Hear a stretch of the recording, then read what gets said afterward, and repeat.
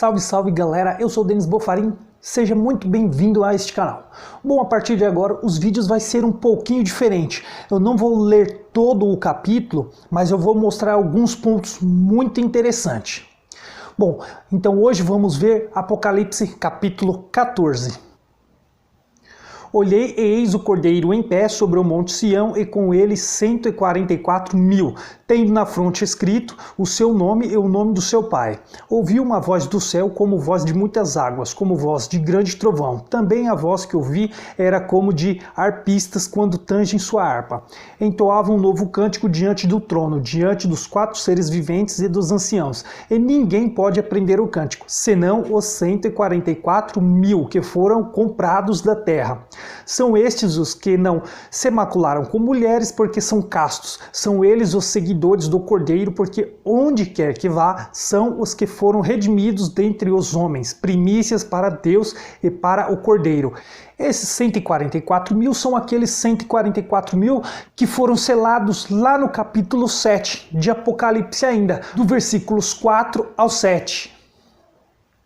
Então ouvi o número dos que foram selados, que eram 144.000, de todas as tribos dos filhos de Israel. Da tribo de Judá foram selados 12.000, da tribo de Ruben 12.000, da tribo de Gade 12.000, da tribo de Azer 12.000 e da tribo de Naphtali 12.000, da tribo de Manassés 12.000, da tribo de Simeão 12.000, da tribo de Levi 12.000, da tribo de Issacar 12.000, da tribo de Zebulon 12.000, da tribo de José 12.000, da tribo de Benjamim foram selados 12.000. Então, como podem ver, esses 144.000 são os selados das tribos de Judá, ou seja, entre os filhos de Israel. O versículo 8 de Apocalipse 14 diz assim: Seguiu-se outro anjo, e o segundo dizendo, caiu a grande Babilônia, que tem dado a beber a todas as nações do vinho da fúria da sua prostituição. Bom, o capítulo 14, a partir de agora até o capítulo 19, vai falar sobre a queda da Babilônia. E é a queda realmente da Babilônia, da grande cidade da Babilônia, lá de Nabucodonosor. Eu vou mostrar alguns pontos agora para ver que realmente é a queda da Babilônia. Vamos lá então para Jeremias, capítulo 25, versículos 11 e 12. Toda esta terra virá a ser um deserto e um espanto. Estas nações servirão ao rei da Babilônia 70 anos. Acontecerá, porém, que quando se cumprirem os 70 anos, castigarei a iniquidade do rei da Babilônia e a desta nação, diz o Senhor, como também a da terra dos caldeus. Farei deles ruínas perpétuas. Então, depois que Salomão ele desobedeceu a Deus e adorou vários ídolos, então, no reinado do filho de Salomão, Jerusalém é entregue ao rei da Babilônia. Quando o rei da Babilônia, então, conquistou Jerusalém, o povo de Israel, o povo de Jerusalém, eles ficaram num cativeiro na Babilônia por 70 anos. Quando, então, se cumpriu esse tempo de 70 anos, então a Babilônia caiu. Como vemos em Daniel, capítulo 5, versículos do 1 ao 4. O rei Belzazar deu um grande banquete a 1.000 dos seus grandes e bebeu vinho na presença dos 1.000. Enquanto Belzazar bebia e apreciava o vinho, mandou trazer os utensílios de ouro e de prata de Nabucodonosor, seu pai, tirara do templo que estava em Jerusalém, para que neles bebessem o rei e os seus grandes e as suas mulheres e concubinas.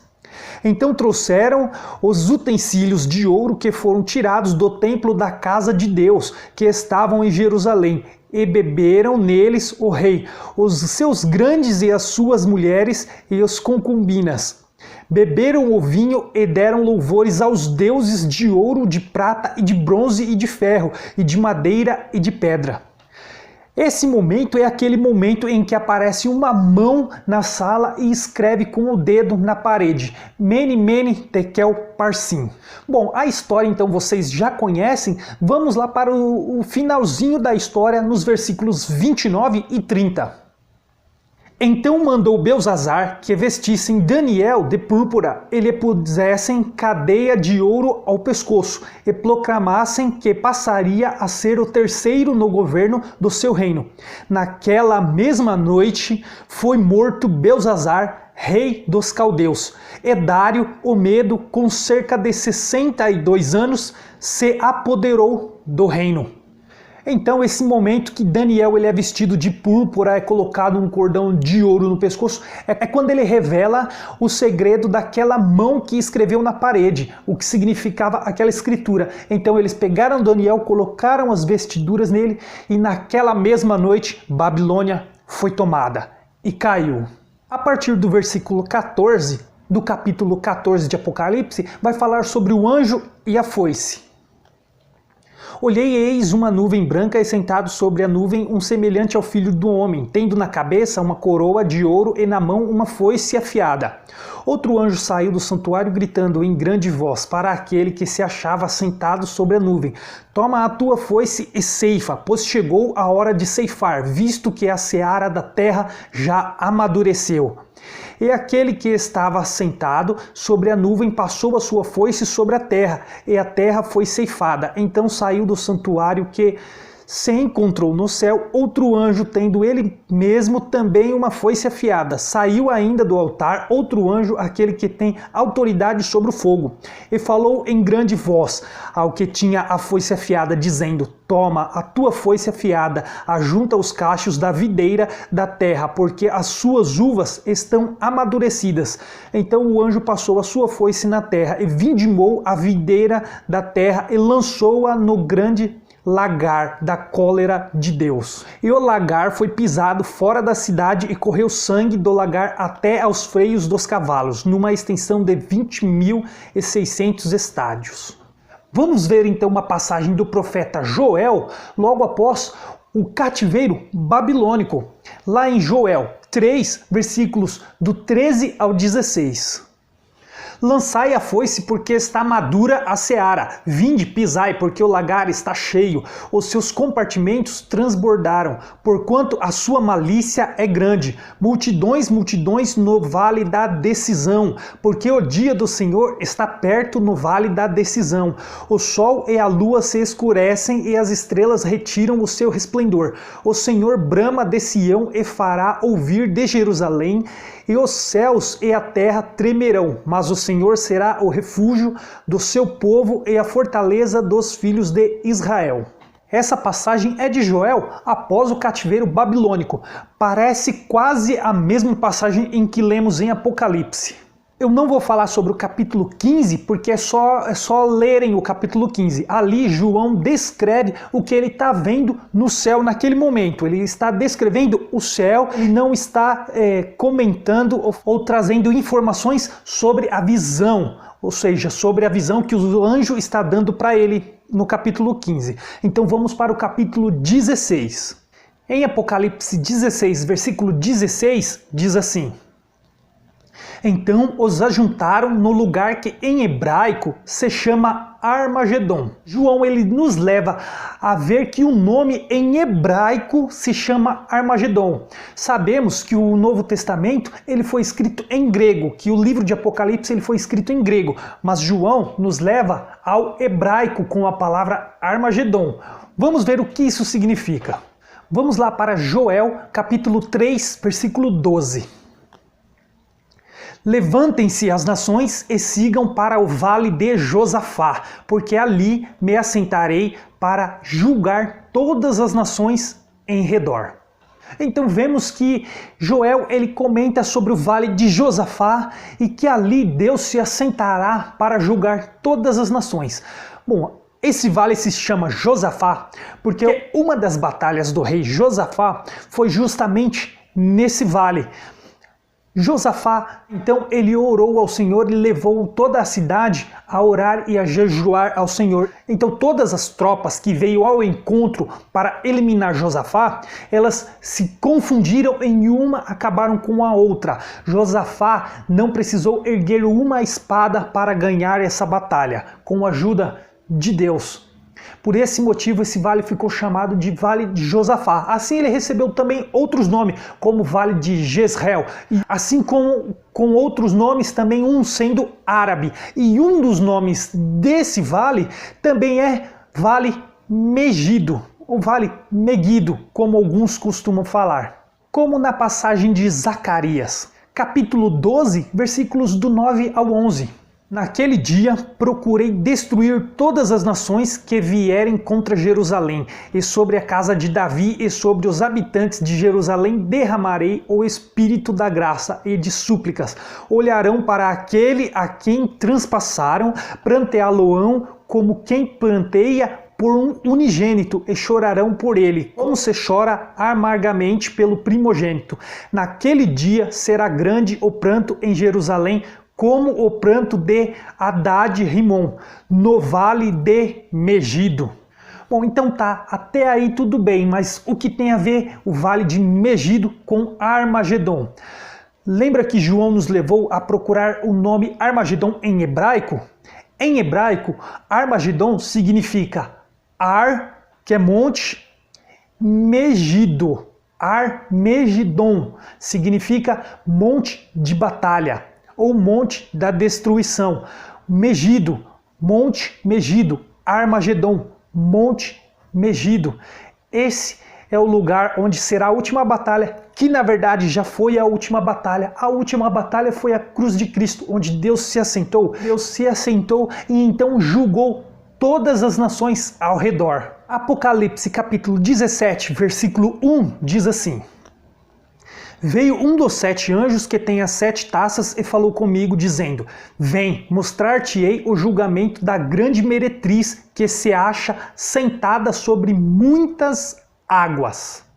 Em Jeremias, capítulo 51, versículos 12 e 13, diz assim: Estandarte contra os muros de Babilônia, reforçai a guarda, colocai sentinelas, preparai emboscadas, porque o Senhor intentou e fez o que tinha dito acerca dos moradores da Babilônia.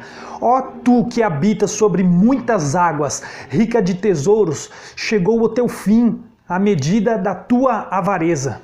Apocalipse 18, versículos 2 e 3. Então exclamou com potente voz, dizendo: Caiu, caiu a grande Babilônia, e se tornou morada de demônios, covil de toda espécie de espírito imundo, esconderijo de todo gênero de ave imunda e detestável. Pois todas as nações têm bebido do vinho do furor da sua prostituição. Com ela se prostituíram os reis da terra. Também os mercadores da terra se enriqueceram à custa da sua luxúria. Essa agora é uma das partes mais interessantes do capítulo 18. Vamos lá para o versículo 4. Houve outra voz do céu dizendo: Retirai-vos dela, povo meu, para não serdes cúmplices em seus pecados e para não participardes dos seus flagelos. Vamos lá para Jeremias, capítulo 51, versículos 6 e 7. Fugi do meio da Babilônia, e cada um salve a sua vida, não pereçais na sua maldade, porque é o tempo da vingança do Senhor. Ele lhe dará a sua paga. A Babilônia era um copo de ouro na mão do Senhor, o qual embriagava a toda a terra. Do seu vinho beberam as nações, por isso enlouqueceram. Versículo 45. Sai do meio dela, ó povo meu, e salve cada um a sua vida, do brasume da ira do Senhor. Apocalipse 18, versículos 7 e 8. O quanto a si mesma se glorificou e viveu em luxúria, dá-lhe em igual medida tormento e pranto, porque diz consigo mesma: estou sentada como rainha, viúva não sou, pranto nunca hei de ver. Por isso, em um só dia sobrevirão os seus flagelos, morte, pranto e fome, e será consumida no fogo, porque poderoso é o Senhor Deus que a julgou. Vamos lá para Isaías capítulo 47, versículo 8. Ouve isto, pois tu, que és dada a prazeres, que habitas segura, que dizes contigo mesma: eu só, e além de mim não há outra. Não ficarei viúva, nem conhecerei a perda de filhos.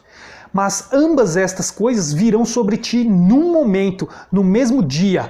Perda de filhos e viuvez virão em cheio sobre ti, apesar da multidão das tuas feitiçarias e da abundância dos teus muitos encantamentos.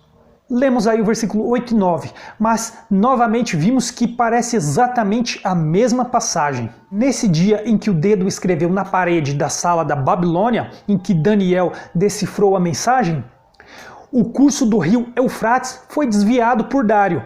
Ele então pôde atravessar o rio e entrar no portão da frente de Babilônia, e assim conquistou Babilônia e matou o rei naquela mesma noite em um só dia. Bom, eu li apenas alguns versículos mostrando a passagem de Apocalipse que é referente ao que aconteceu no passado, no Velho Testamento, mas eu gostaria muito que vocês lessem Isaías capítulo 21 inteiro e 47 inteiro. Jeremias capítulo 50 e 51 e o capítulo 25 inteiro. E também lessem Daniel capítulo 5 inteiro. Bom, com esses capítulos, vocês terão a certeza absoluta de que a passagem de Apocalipse é referente justamente a essa passagem sobre a Babilônia, sobre a queda da Babilônia. Muitos dizem que o livro de Apocalipse é para o futuro por causa de 2 versículos, só que isso não é verdade. Vamos ver esses 2 versículos. Apocalipse 1, versículo 1. Revelação de Jesus Cristo que Deus lhe deu para mostrar aos seus servos as coisas que em breve devem acontecer e que ele, enviando por intermédio do seu anjo, notificou ao seu servo João. Como vimos aí nesse versículo, diz que ele deu uma revelação aos seus servos. Aos servos. Esses servos que ele se refere é aos profetas, as coisas que em breve devem acontecer, ou seja, ele mostrou aos profetas e um anjo notificou essas coisas para João, e não que estas coisas era para em breve acontecer depois que mostrasse a João, era aos profetas, e esse anjo notificou estas coisas que em breve aconteceriam lá para João, para ele entregar esse livro, essas cartas, essa revelação para as 7 igrejas da Ásia Menor. O próximo versículo está lá em Apocalipse capítulo 22, versículos de 6 ao 9. Disse-me ainda, estas palavras são fiéis e verdadeiras. O Senhor, o Deus dos espíritos dos profetas, enviou o seu anjo para mostrar aos seus servos as coisas que em breve devem acontecer. Eis que venho sem demora. Bem-aventurado aquele que guarda a palavra da profecia deste livro. Eu, João, sou quem ouviu e viu estas coisas. E quando as ouvi e vi, prostrei-me ante os pés do anjo que me mostrou estas coisas para adorá-lo. Então ele me disse, vê, não faças isso, eu sou conservo teu, dos teus irmãos, os profetas, e dos que guardam as palavras deste livro, adora a Deus.